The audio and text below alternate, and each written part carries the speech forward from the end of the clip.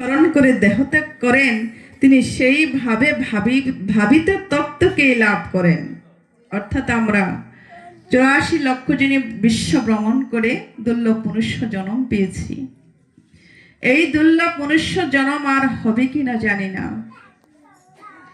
এই দুর্লভ জন্ম যদি আমরা হেলায় হারিয়ে ফেলি তাহলে আর পাবো কিনা জানি না। এমন দেব দুর্লভ জন্ম, যে জন্মের জন্য দেবতারা অভিলাষী করে। এই জন্ম কোনো সাধারণ জন্ম নয়। এই জন্মটা পেয়েছি অনেক কাঠখড় পুড়িয়ে।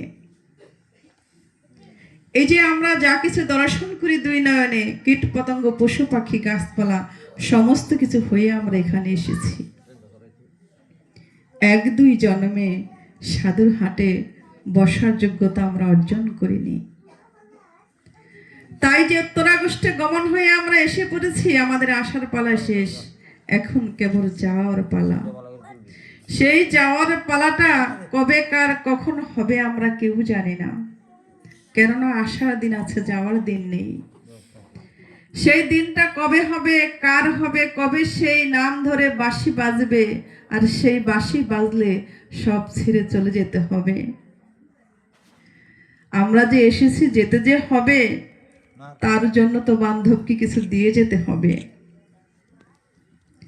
শাস্ত্রে বলেছে বিশ্ব ব্রহ্মাণ্ডে আছে যাহা, হৃদবান্ডে আছে তাহা, বুঝি না তাই খুঁজি না, খুঁজি না তাই বুঝি না, বুঝলে কিছু খুঁজতাম আর খুঁজলে কিছু পাইতাম। এই যে দেহ, নিজে নিজে হাতের 3.5 হাত, এই 5 ফুট দেহখানা, এটাকে নিজে হাতে মেপে দেখবেন, এটা 84 কোষ। এই 84 ক্রোশের মধ্যে আমার প্রাণ গোবিন্দ সব কিছু দিয়ে সাজিয়ে রেখেছে। আমরা বুঝি না বিদায়, আমরা তীর্থ গহরাজি খুঁজে বেড়াই, যে তীর্থে গেলে তীর্থে গেলে গঙ্গা স্নানে গেলে আমাদের দেহ পুত পবিত্র হবে। কিন্তু দেহের মধ্যে প্রাণ গোবিন্দ সমস্ত কিছু দিয়ে সাজিয়ে রেখেছেন। কেন সাজিয়ে দিয়েছেন দেহটাকে? এই দেহের মধ্যে আমার প্রাণ গোবিন্দ নিজে বসত করবে বলে। আমরা সে দেহের খবরই রাখি না। কোথায় রাধাকুণ্ড, কোথায় শ্যামকুণ্ড, কোথায় গিরি গোবর্ধন, কোথায় সেই কদম্ব বৃক্ষ, আমরা আজও খুঁজে দেখি না। আমরা ভাবি যে দুর্লভ মনুষ্য জন্ম পেয়েছি, এই দুর্লভ মনুষ্য জন্ম পেয়ে আমাদের এই যে যেমনে খুশি চলবো, ডাক আসবে চলে যেতে হবে না বন্ধু। হে ভক্তগণ, অনাদির আদি প্রাণ গোবিন্দ, যিনি জগতের ঈশ্বর, জগদীশ্বর, পরম করুণাময়, প্রত্যেকটি জীবকে এক একটি কর্মের জন্য পাঠিয়েছেন। মূল কথা হচ্ছে ভগবানকে স্মরণ এবং শ্রবণ করার জন্য আমাদের দুর্লভ মনুষ্য জন্ম দিয়েছে। যেদিন আমরা মাতৃগর্ভ থেকে পৃথিবীতে এসেছি, প্রত্যেকে আমরা ভগবান হরিকে প্রতিশ্রুতি দিয়েছি, হে বান্ধব, পৃথিবীতে যাব, তবে সেখানে গিয়ে অগ্নিশী দিবানিশী মনমনা ভব হয়ে তোমার নাম গুণগান গাইব। কিন্তু এটা আফসোস, দুঃখের বিষয় এটাই, যেদিন মাতৃজঠর থেকে পৃথিবীতে এসেছি, পৃথিবীতে এসে ভগবানকে কথা দিয়েছিলাম তার চরণে দাসত্ব করব, কিন্তু তার চরণে দাসত্ব বৃত্তি না করে আমরা সবাই হয়ে গেছি মায়ার দাস। কিন্তু এতে কি আমাদের জীবনটা সার্থক হবে?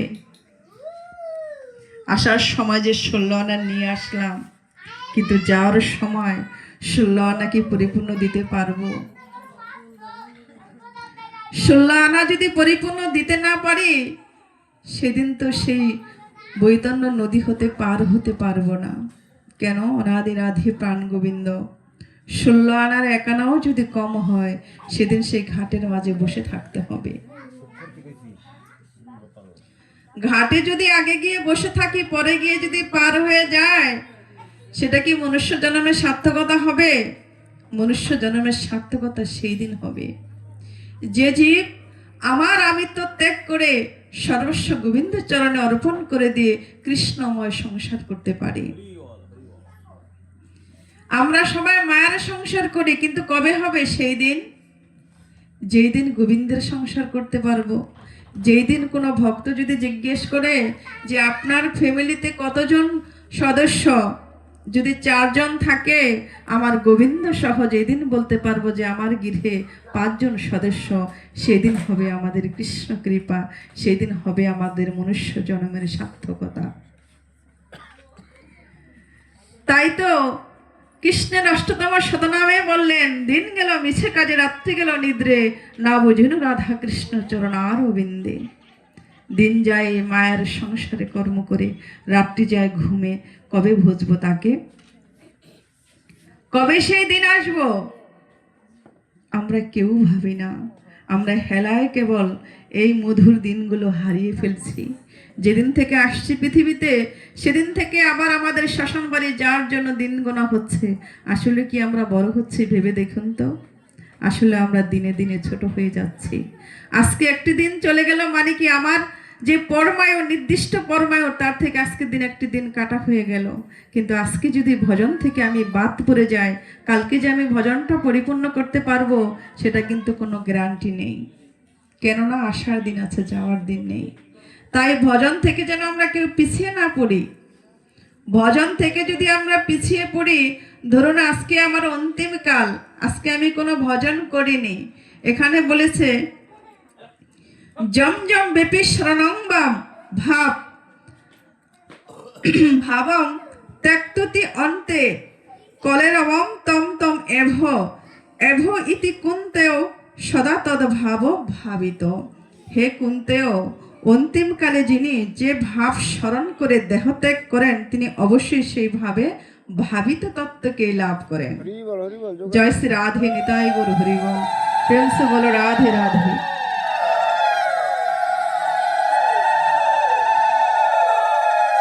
জয় শ্যাম সুন্দর, রাধে রাধে।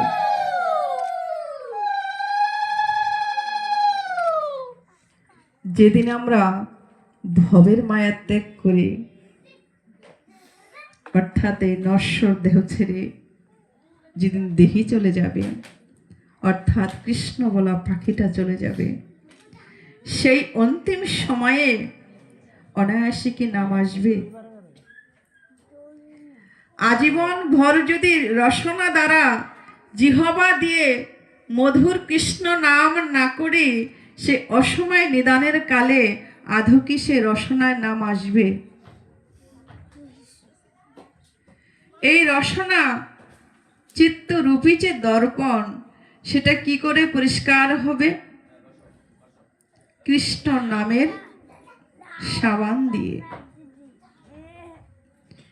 কৃষ্ণ নাম বিনে এই চিত্তরূপী যে দর্পণ, সেটা কখনো পরিষ্কার হবে না।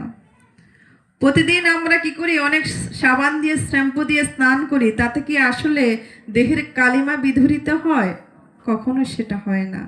তাই তো আমার শ্রীমন মহাপ্রভু, যিনি নতিয়ার চাঁদ নিমাই শচীগর্ভ সিন্ধু থেকে যিনি অবতরণ করেছেন, সেই নিমাই চাঁদ আমাদেরকে 8টি শ্লোক দিয়েছেন। তার প্রথম শ্লোকটি হচ্ছে চিত্তরূপী দর্পণ ভব দাব অগ্নি নির্বাপন। একটু আগে যে কথাটা বললাম যে বিশ্ব ব্রহ্মাণ্ডে আছে যাহা, হৃদবাণ্ডে আছে তাহা। তো এই হৃদবাণ্ডে আমার প্রাণ গোবিন্দ বসে আছে 84 ক্রোশ বৃন্দাবনে। কোথায় বসে আছে? দুটি পয়ধারের মধ্যস্থানে আসন অলঙ্কৃত করে বসে আছে। যখন জীব হা কৃষ্ণ, হা গোবিন্দ, প্রাণ গোবিন্দ বলে নয়ন জলে বরিশন করে, তখন সেই ভক্তের নয়ন জল দিয়ে আমার প্রাণ গোবিন্দ যে বক্ষ মাঝে বসে আছে আসল অলঙ্কৃত করে, সেই নয়ন জল দিয়ে আমার প্রাণ গোবিন্দের সে নয়নখানা ধৌত হয়ে যায়। রাধে রাধে, জয় শ্রী রাধে, নিতাই গৌর হরি বল। জয় শ্যাম সুন্দর, জয় রাধা মাধব, জয় তুলসী মহারানী, জয় বিন্দু দেবী, নিতাই গৌর হরি বল।